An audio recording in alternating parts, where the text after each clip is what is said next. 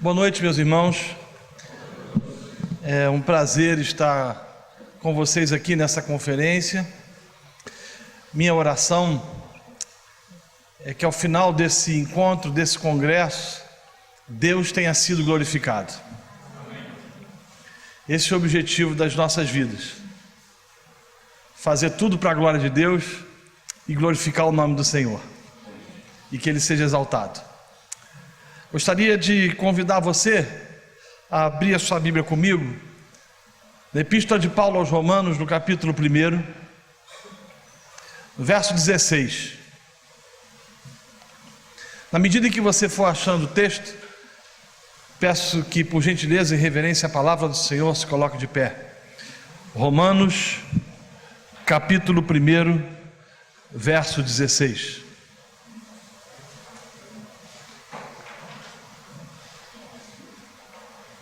Que diz: porque eu não me envergonho do Evangelho de Cristo, pois é o poder de Deus para a salvação daquele que crê, primeiro do judeu e também do grego. Vamos ler mais uma vez. Porque eu não me envergonho do Evangelho de Cristo, pois é o poder de Deus para a salvação daquele que crê, primeiro do judeu e também do grego. Oremos. Senhor, nós estamos aqui nessa noite por causa da Tua graça e da Tua misericórdia.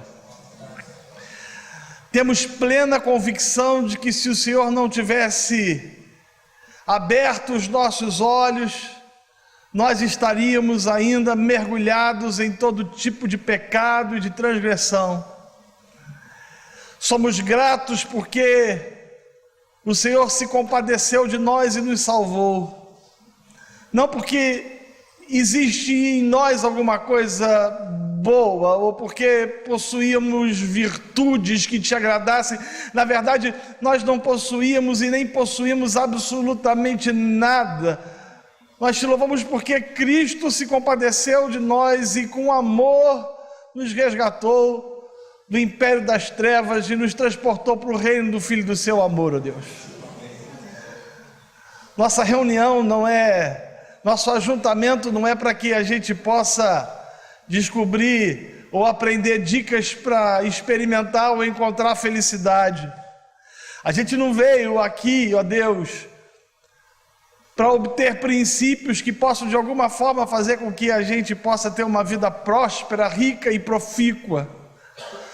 A gente está reunido aqui porque a gente é grato ao Senhor pela sua bondade e pela sua graça. Se aqui estamos é porque o Senhor soberanamente nos conduziu. Nós pedimos que o Senhor tenha misericórdia de nós. Ó Deus, seja propício a nós e fala conosco através da exposição das Escrituras. Fala conosco através desse verso fantástico. Ministra sobre os nossos corações e leva-nos a sair esta noite deste lugar, depois de ouvir as duas palestras que serão feitas, amando mais o Senhor e desejando viver mais para a sua glória. Leva-nos a sair daqui ávidos pelo Evangelho, por anunciar o Evangelho, por pregar o Evangelho. Não permita, Deus amado, com que nós ansiemos por outra coisa a não ser a mensagem do Evangelho. Que a gente possa viver, pregar, anunciar e proclamar a Ti. Obrigado, Senhor. Pedimos que o Senhor fale aos nossos corações. E oramos ao Senhor em nome de Jesus. Amém e amém. Você pode se sentar.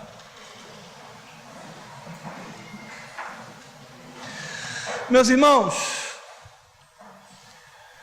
a Epístola de Paulo aos Romanos é considerada por alguns como a mais preciosa pérola do Novo Testamento. Todos os seus 16 capítulos fazem com que cada um de nós desenvolva um estado de perplexidade quanto à grandeza, poder e magnificência de Deus. Digo mais, é impossível ler esta carta sem sermos invadidos pelas verdades inequívocas e inquestionáveis escritas por Paulo. Sem a menor sombra de dúvidas, podemos afirmar que a carta de Paulo aos Romanos, como dizia Franz Schaeffer, é uma espécie de manifesto cristão de duração eterna. A minha perspectiva, eu acredito que todo cristão deveria conhecer bem essa carta.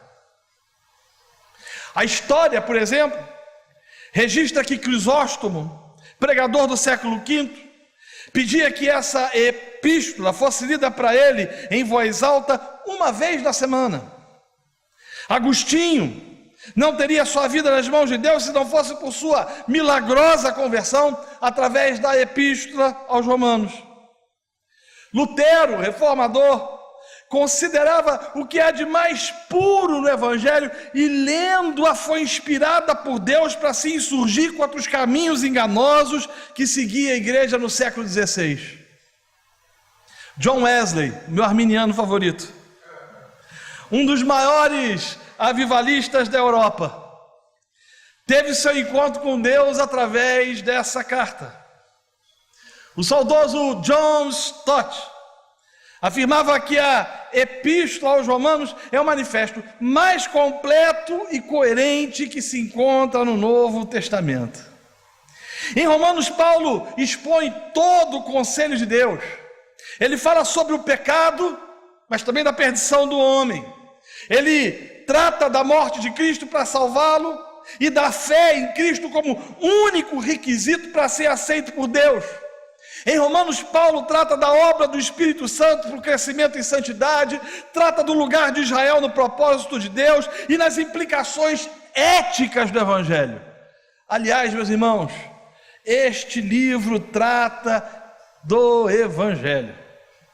Quando a gente lê Romanos, a gente é tomado pela convicção que o Evangelho é muito mais que elucubrações humanas. As boas novas de salvação eterna, ou seja, essa mensagem maravilhosa do Evangelho, ultrapassa todas as concepções naturais elaboradas pelos homens quanto àquilo que seja o Evangelho, se não vejamos. Em primeiro lugar, Paulo, nessa epístola, ele começa afirmando que o Evangelho é de Deus. Logo no primeiro capítulo, ele diz que o Evangelho começa e termina com Deus e não com aquilo que eu ou você pensamos, ou queremos, ou necessitamos. Aliás, essa era uma prerrogativa paulina. Paulo costumava dizer isso. Em Romanos ele trata desse assunto. Quando ele escreve aos Tessalonicenses no capítulo 1, ele age da mesma maneira. Em Timóteo, lá Timóteo, ele também diz que o Evangelho de Deus, e quando ele escreve aos Coríntios, ele diz também que este Evangelho nasce com Deus, é de Deus, brota de Deus e é para a glória de Deus. Em outras palavras, o que Romanos nos mostra é que o Evangelho não é meu, não é da minha denominação, ele não é de particular elucidação. O Evangelho nasceu de Deus, brotou de Deus, veio de Deus, é para a glória de Deus e pertence exclusivamente a Deus e não com aquilo que eu pense ou queira necessitar. Bem diferente daquilo que a gente tem visto nos dias de hoje sendo pregados nas nossas igrejas.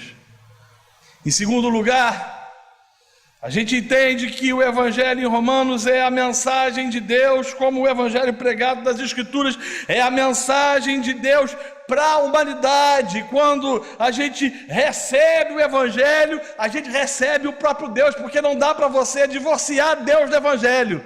O Evangelho pertence a Deus e o Evangelho é de Deus. Ambos fazem parte do mesmo pacote, ou seja, o Evangelho nasceu, brotou do Senhor, e quando a gente recebe o Evangelho, a gente recebe o Senhor. O Evangelho é a mensagem redentora de um Deus soberano, que reina e governa poderosamente sobre tudo e todos, salvando da morte eterna aqueles que de antemão elegeu. Que verdade fantástica e excepcional, meus irmãos. É a proclamação que Cristo foi crucificado por causa dos nossos pecados e que recebeu sobre si, na cruz do Calvário, a ira de Deus. A ira do Senhor veio sobre Cristo naquele momento em que ele foi crucificado. O Evangelho é essa boa notícia de que o Filho de Deus morreu na cruz do Calvário em nosso lugar.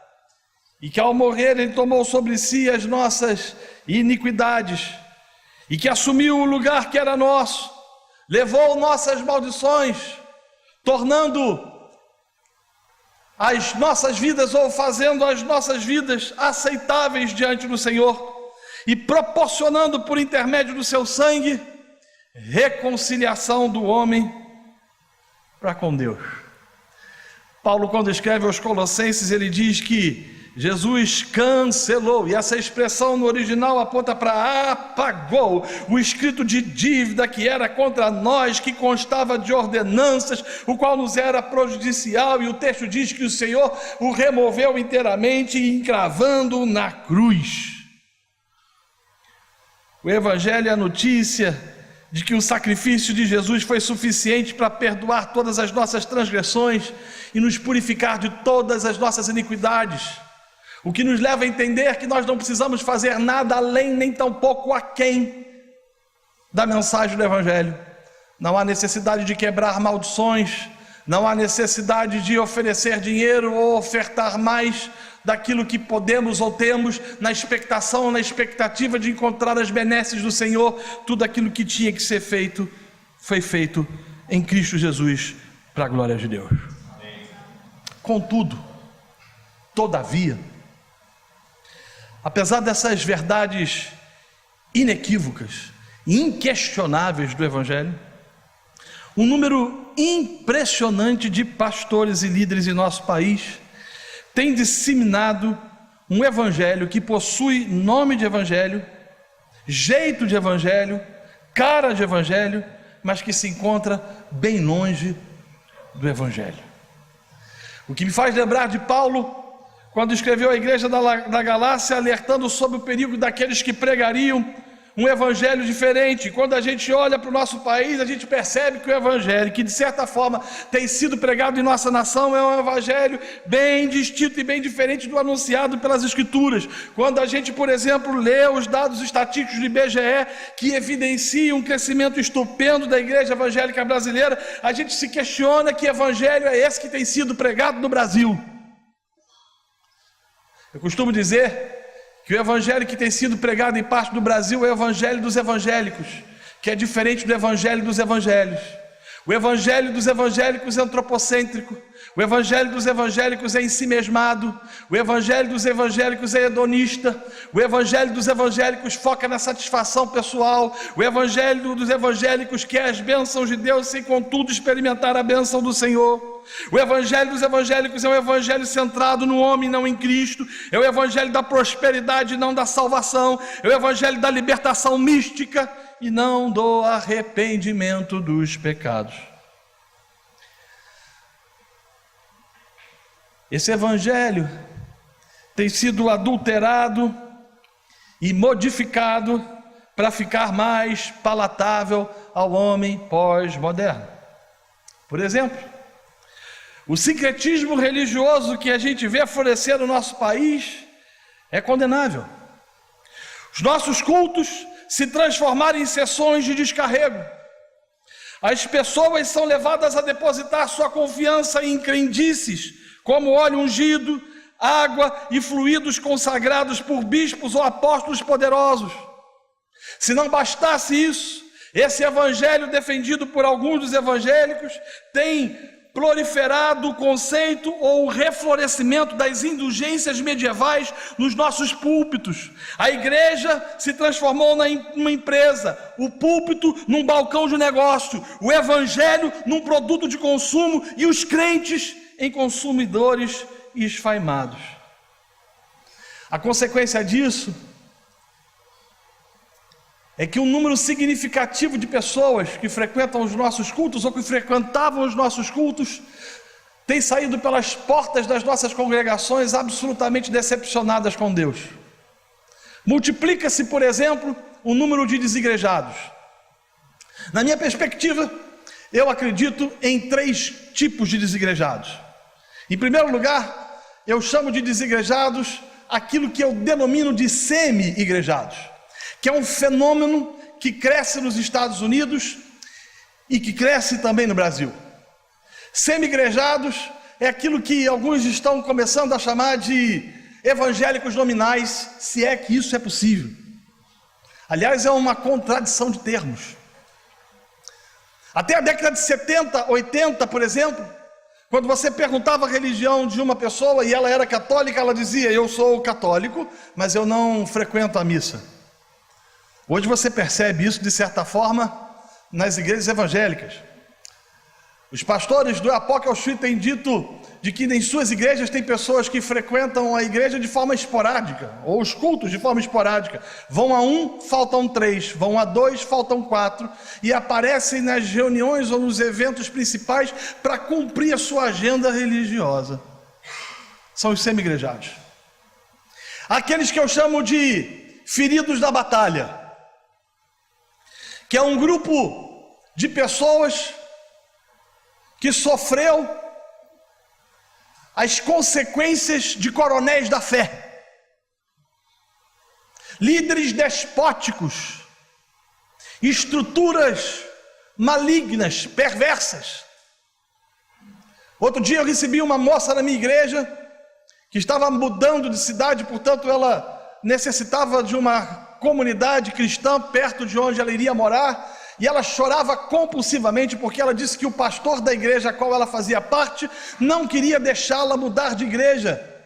E ela falou: pastor, mas eu não tenho condições de voltar ou de frequentar aqui porque é longe demais. E eu não tenho recursos financeiros para assumir as despesas de passagem, sem contar que meu tempo é um tempo complicadíssimo. E ele falou para ela: mas você não pode mudar, porque essa é uma determinação minha, e se você desobedecer, você está tocando no ungido do Senhor. E digo mais, se você tocar no ungido do Senhor, eu vou rogar a Deus que te mande um câncer.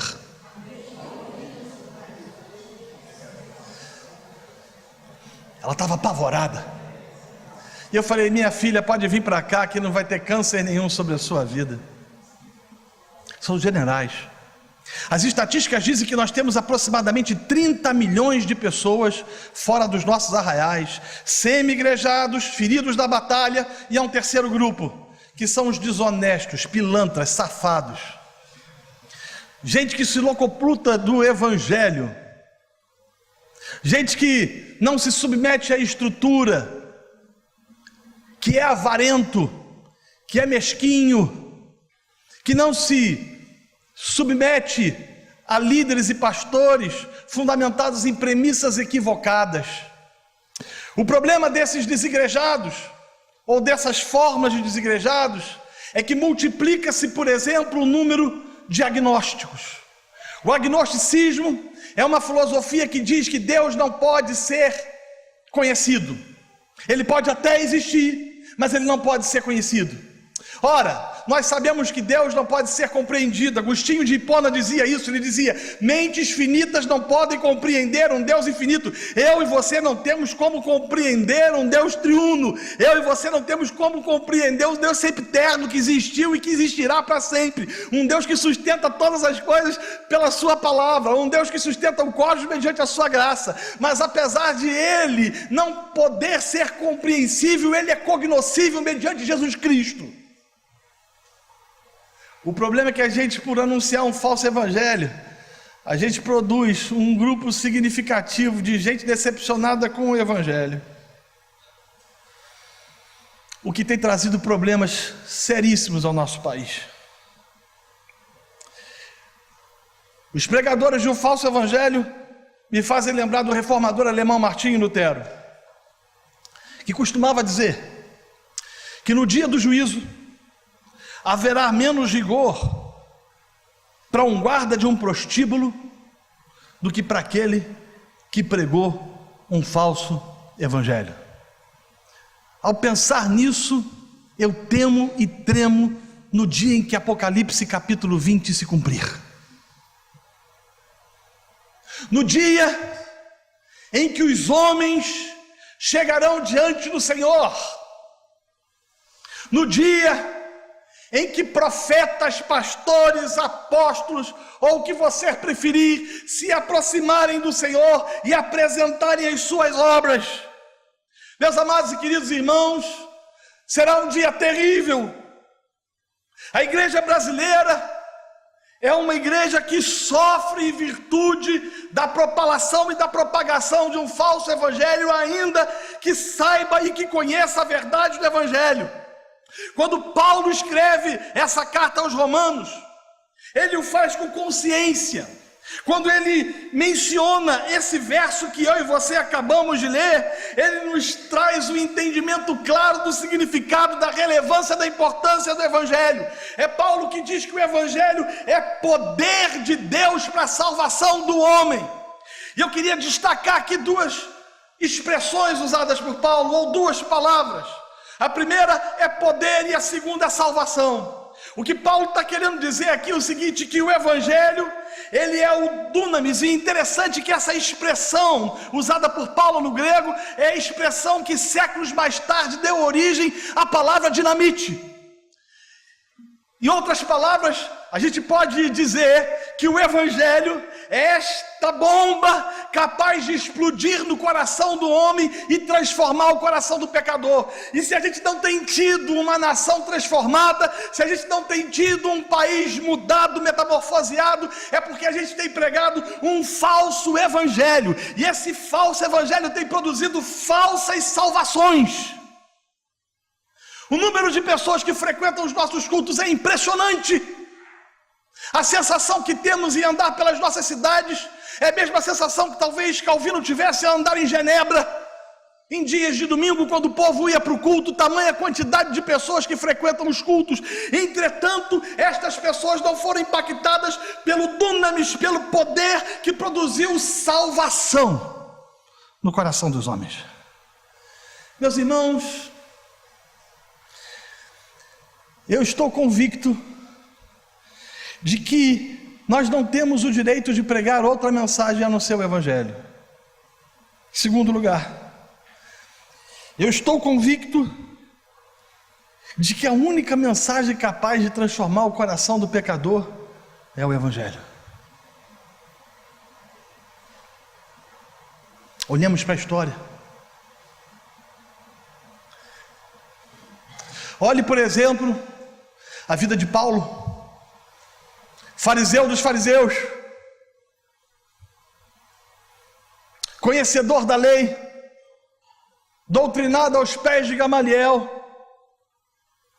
religioso,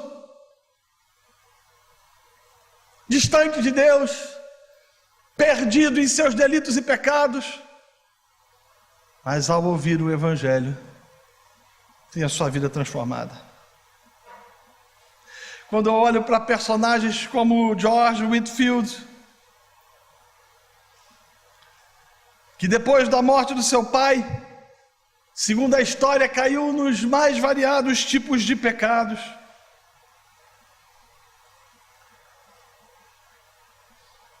que enveredou-se pelo caminho da bebida e da promiscuidade, que abandonou a escola para viver uma vida dissoluta, até que o evangelho o alcançou. O que falar então de John Wesley? A história diz que John Wesley foi ordenado ministro do evangelho sem convertido ser. Foi enviado como missionário para os Estados Unidos da América sem ter nascido de novo, sem ter sido regenerado. Frustrou-se na sua missão, regressa a Londres, encontra o seu irmão Charles Wesley já transformado pelo poder do evangelho, encontra o seu amigo George Whitefield também transformado pelo evangelho, e ele não conseguia entender o que era essa mensagem do evangelho, ele não conseguia discernir que poder era esse, que mensagem era essa, tentando de todas as formas, através de atos humanos, alcançar a benevolência e a bondade de Deus, até que, lendo as escrituras sagradas, aliás, lendo o mesmo texto que Lutero tinha lido tempos atrás, os seus olhos é descortinado e ele tem uma experiência profunda aprofunda com o Senhor, é regenerado pelo Espírito Santo e se converte. Passa algumas semanas, poucas semanas, e Wesley, tomado por essa paixão, por essa vontade de pregar o Evangelho, vai numa comunidade anglicana, numa igreja anglicana, a convite do pároco, e no meio do sermão ele faz o seguinte, ele pergunta: vocês sabem qual é a principal diferença das prostitutas londrinas para as mulheres que estão sentadas a esses bancos, ou nesses bancos? Houve um silêncio sepulcral daquele lugar, ninguém respondeu nada, e o próprio Wesley respondeu dizendo: nenhuma, todas estão perdidas, todas estão mergulhadas em pecados, destituídas da glória de Deus, e se não se arrependerem das suas transgressões, vão para o inferno. O pároco ao final do culto chama o Wesley no canto e fala: você enlouqueceu? Como é que você ousa comparar a aristocracia londrina com prostitutas? E as portas se fecham para Wesley. Wesley já tinha alguma resistência por pregar na rua, mas George Whitefield já estava fazendo isso. Whitefield estava indo para lugares onde os carvoeiros se encontravam, começou pregando para 200, 300, daqui a pouco tinham 10 mil pessoas, e o Whitefield chegava e começava a exposição, mostrando para o homem seu estado de depravação total, mostrando para o homem seu estado de miserabilidade, mostrando para o homem que ele havia necessidade de se arrepender dos seus pecados e encontrar-se com Cristo. E a história diz que os homens enegrecidos por causa do carvão, eles tinham marcas, sulcos de lágrimas nas suas faces em virtude do choro e do arrependimento, por causa do arrependimento em virtude da pregação do Evangelho. O próprio Wesley, quando ele entende o Evangelho, que é poder para a salvação, subia às vezes em túmulos,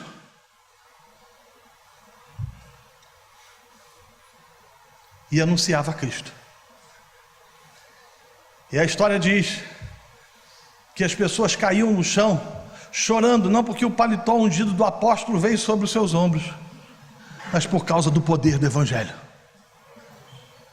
O que falar de Charles Haddon Spurgeon, o príncipe dos pregadores, que aos 16 para 17 anos de idade, sai num dia de sábado de sua casa, quando nevava compulsivamente, na expectativa de uma igreja, e ele queria perguntar a alguém, e queria obter a resposta de alguém que pudesse dizer como ele poderia ser salvo. Ele entra numa igreja metodista, e a neve tinha sido tão forte naquele dia, que nem o pastor tinha ido. Quem sobe ao púlpito, segundo o relato de Spurgeon, talvez tinha sido um oficial, um diácono, seja lá o que for. O homem não era muito letrado, não possuía muita cultura. O homem abriu a Bíblia em Isaías capítulo 45, verso 20, e disse: olhai para mim e sereis salvos, vós todos os termos da terra, porque eu sou Deus e não há nenhum outro. E ele dizia: você não precisa fazer nada, você não precisa levantar a mão, você não precisa fazer aquilo ou deixar aquilo outro, basta você olhar para Cristo. O Evangelho é isso, o Evangelho é a mensagem que diz para o homem que ele precisa olhar para Cristo. O Evangelho não é a mensagem que diz para o homem: Deus tem um plano para a sua vida. O Evangelho não é a mensagem que diz para o homem: Jesus ama você. O Evangelho é a mensagem que confronta o homem em suas incongruências, em suas idiosincrasias, em seus estados de perplexidade, de pecaminosidade, e diz: você está podre, você precisa de salvação. O problema é que não é politicamente correto. Eu estava pregando na Bahia e um pastor me contou um caso que, se não fosse trágico, seria cômico. Ele tinha subido uma igreja e resolveu começar a pregar as Escrituras expositivamente, versículo por versículo, e expor todo o conselho de Deus. No domingo à tarde, o telefone tocou em sua casa. Era uma pessoa anônima que, dirigindo-se à esposa do pastor, falou o seguinte: diga para o seu marido parar de pregar a Bíblia.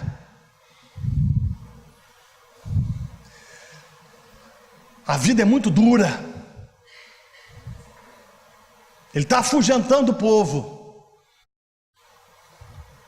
Depois eles descobriram que tinha sido o presidente da junta diaconal que tinha falsificado ou falseado a voz. Mas ele continuou pregando o Evangelho.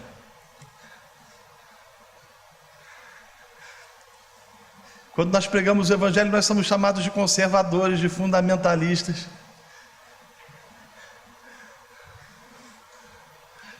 de imbecis, desculpe o termo, de inóbeis, de ultrapassados e de ignorantes. Os que pensam dessa forma acham que o Evangelho não é suficiente para transformar o coração do pecador. Acham que o que transforma ou que traz pessoas para a igreja são técnicas ou fórmulas mágicas que fazem com que as nossas comunidades estejam cheias. A cultura pós-moderna das nossas eclésias, das nossas igrejas, nos ensina que a gente tem que fazer aquilo que dá certo e não aquilo que é certo. E a quantidade de pastores abandonando o Evangelho por causa disso é impressionante. Nós, todavia, porém, contudo, não fomos chamados para isso. Nós fomos chamados a pregar o Evangelho porque a gente sabe que o Evangelho é poder. A gente sabe que Deus decretou, Deus determinou, é um decreto divino.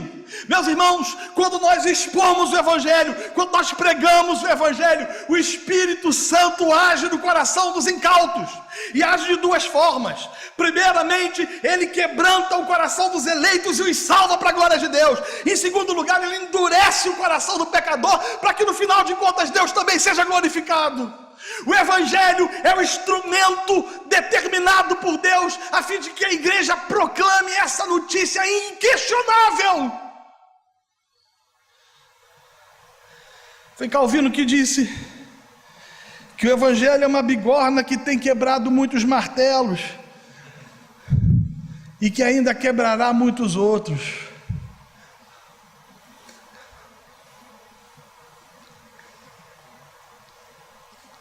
Por que então não pregamos?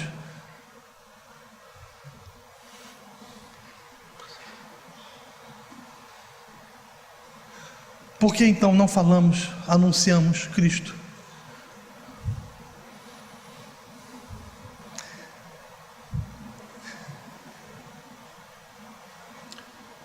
Eu não sou fatalista, ainda que a minha visão escatológica, a milenista, me leve a entender que as coisas vão piorar.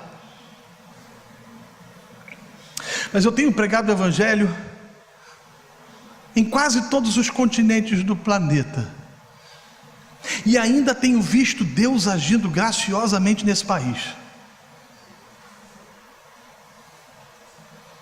Ano passado eu estava na Espanha pregando numa conferência de teologia.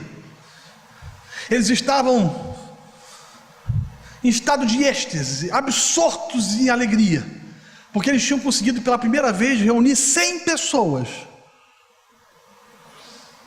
O discurso dos pastores é o seguinte: nós pregamos, mas não há regeneração e nem conversão, por um fator claro e óbvio: o Espírito Santo não está operando no coração daqueles homens. No Brasil, apesar dos pesares, Deus ainda está operando. Mas nós vivemos um tempo nevrálgico. Penso que o momento que nós estamos é o momento de voltarmos às Escrituras e voltarmos ao Evangelho. Porque se não fizermos isso, em 20 anos nós nos tornaremos uma sociedade pós-cristã no Brasil. É tempo de pregar Cristo. Mais uma vez eu cito Calvino, que dizia: o Evangelho é a clara manifestação do mistério de Cristo. Cristo, Ele é a coroa do universo, o cumprimento das profecias, o Salvador do mundo. Cristo, Ele sobrepuja a todos, Ele é a voz humana em toda a música e a estética em toda a escultura. Cristo, Ele é a mistura mais aprimorada de luz e sombra em toda a pintura. Cristo, Ele é o ápice de realização em qualquer empreendimento. Cristo, para o artista Ele é o suprassumo da beleza, para o arquiteto a pedra fundamental. Cristo, para o astrônomo Ele é a estrela da manhã, para o padeiro, o pão da vida, Cristo, para o biólogo Ele é a vida, para o construtor o alicerce seguro, Cristo, para o carpinteiro Ele é a porta, para o médico, o médico dos médicos, Cristo, para o educador Ele é o grande mestre, para o engenheiro o caminho novo e vivo, Cristo, para o geólogo Ele é a rocha eterna, para o escritor a palavra viva, Cristo, para o fazendeiro Ele é o semeador, o Senhor da colheita, para o floricultor a rosa de Saron e o lírio do vale, Cristo, para o paisagista Ele é a videira verdadeira, para o juiz, o justo juiz de toda a humanidade, Cristo, para o jornalista Ele é a boa nova de grande alegria, para o filósofo a sabedoria divina, para o pregador a palavra de Deus, para o estadista o desejado das nações, para o trabalhador o provedor de descanso, para o pecador o cordeiro de Deus que tira o pecado do mundo, Cristo, para o cristão Ele é o filho do Deus vivo, o salvador e Senhor, para o discípulo Ele é o comandante geral que nos dá ordem com clareza incondicional e inconfundível, Ele é o Cristo, o incomparável.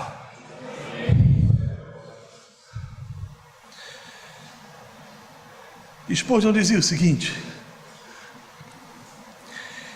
eu bendigo meu Senhor e Mestre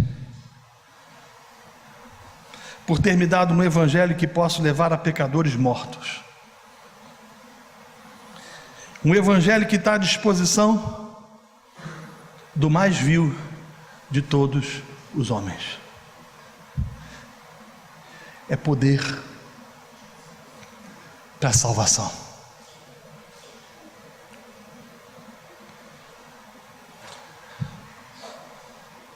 Vamos à aplicação do texto. Em primeiro lugar,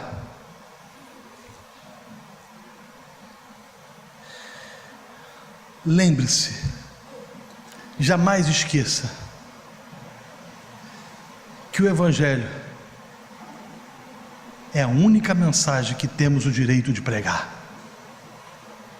e que se nós voltarmos a pregar o Evangelho, este poder de Deus salvará os pecadores para a glória do Senhor.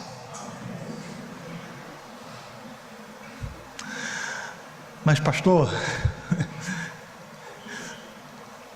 se a gente começar a falar sobre pecado e sobre o inferno, o pessoal vai embora. Que vá. Eu tenho um conceito hoje bem diferente do que eu tinha um tempo atrás. Antigamente eu pensava que a porta de entrada de uma igreja deveria ser aberta, escancarada, e a porta de saída deveria ser bem fechada. Hoje eu penso diferente. A porta de entrada tem que ser fechada e a porta de saída tem que ser escancarada. Nós recebemos qualquer um, sem frutos de novo nascimento. Por isso nos tornamos esse monstro.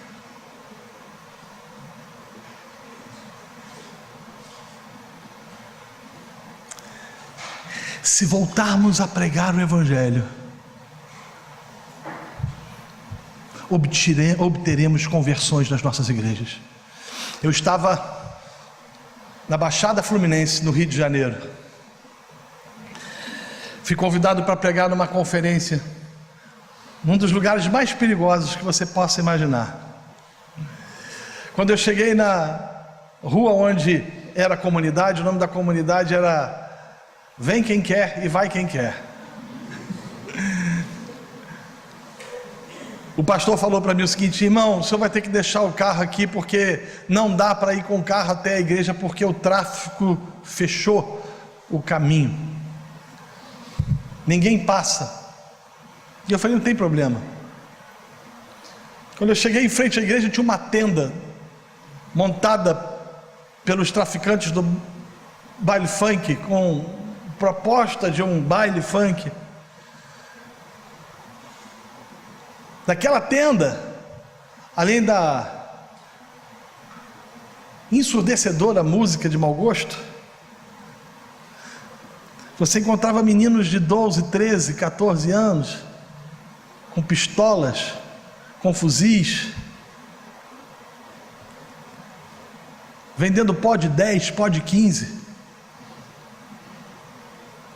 Meninas, na sua pré-adolescência, fazendo sexo oral por R$1,99. reais. E o pastor olha para mim e fala: o que eu faço? Faço projeto social, atividades esportivas.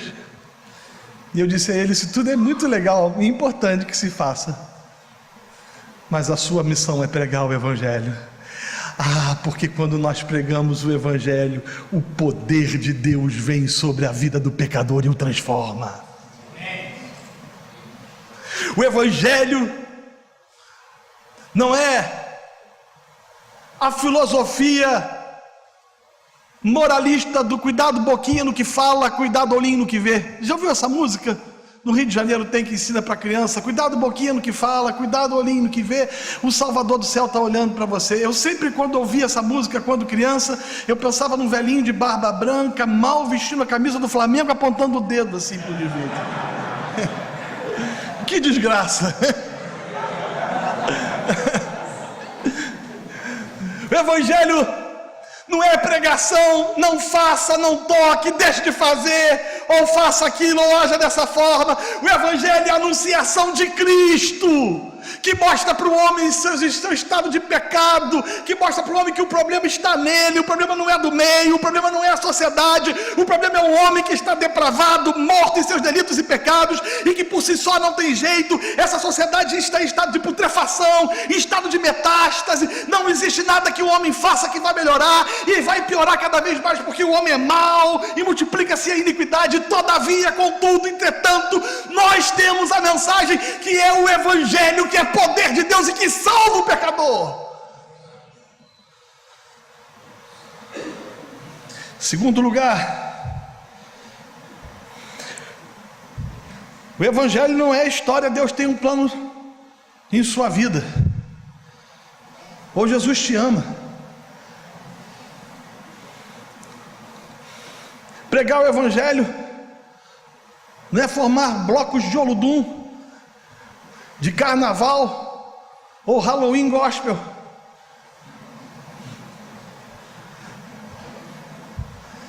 Pregar o Evangelho é botar o dedo na ferida da sociedade e falar de Cristo. Terceiro lugar, lembre-se que o Evangelho não é uma mensagem de autoajuda, nem tampouco o anúncio de um Deus capaz de fazer com que você possa ser feliz e contar para todo mundo da favela que nasceu, como diz a canção no Rio de Janeiro.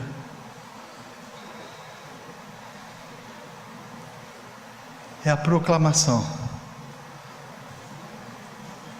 das boas novas de Cristo.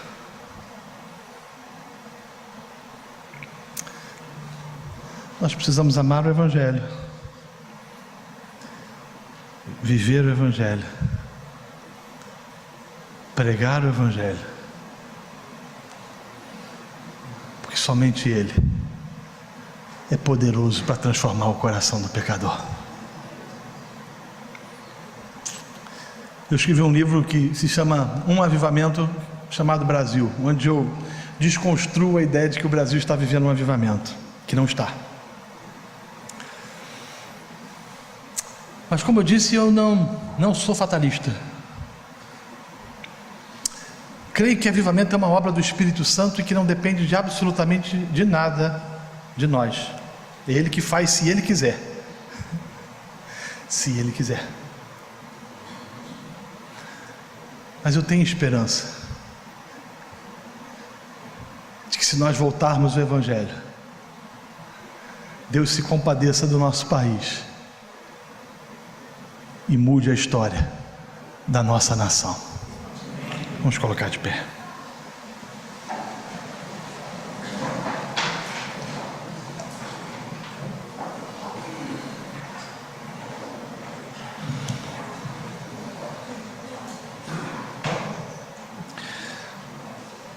Gostaria de orar. Senhor, desperta-nos para viver para o Evangelho, para pregar o Evangelho e para anunciar essa mensagem que é poder de Deus para a salvação. Assim como o Senhor salvou gente como o Whitefield, Wesley, Spurgeon e cada um de nós, Tu és poderoso para salvar a vida de tantos outros mais e levar essa sociedade evangélica a viver um cristianismo de fato, onde tudo que se faz é para a glória do Seu nome. Tem misericórdia de nós. Brote lágrimas nos nossos corações, nos nossos olhos, e desperta-nos para viver para a Sua glória, em nome de Jesus.